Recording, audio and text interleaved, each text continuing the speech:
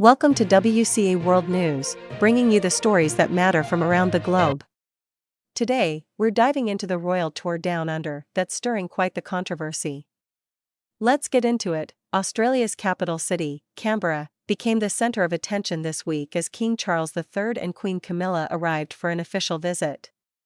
But while the royal couple was met with a warm welcome by many, not everyone was rolling out the red carpet. As the royals paid tribute at the Australian War Memorial, protesters stood nearby, raising Aboriginal flags and voicing their long-standing frustrations over the monarchy's colonial legacy.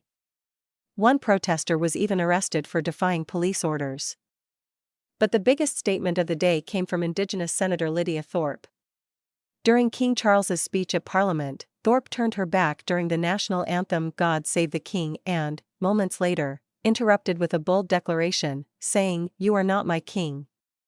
Give us our land back." Thorpe, a Jabwarangunai Gunditjmara woman, wore a traditional possum fur cloak, symbolizing her Indigenous roots. You committed genocide against our people!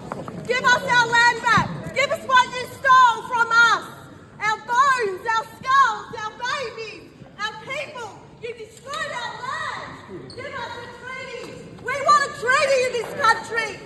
You are a genocider! This is not your land! This is not your land! You are not my king! You are not our king!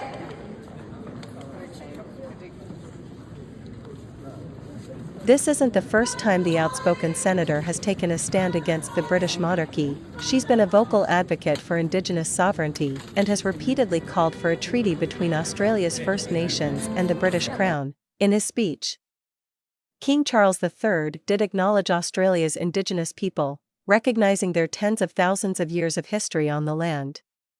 However, for many in Australia's Indigenous community, words aren't enough. Fellow Greens Senator Dorinda Cox echoed this sentiment, urging the King to stand on the right side of history and support First Nations justice and healing.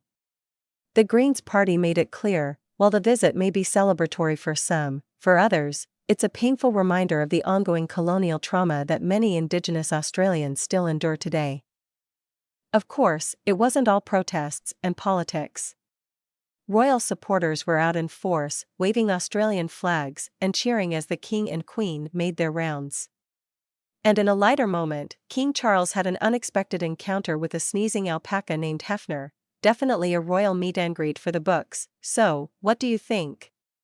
Should Australia rethink its ties to the British monarchy, or is the royal family still a symbol worth holding on to? Let us know in the comments below. Make sure to hit that like button and subscribe for more global news stories from WCA World News.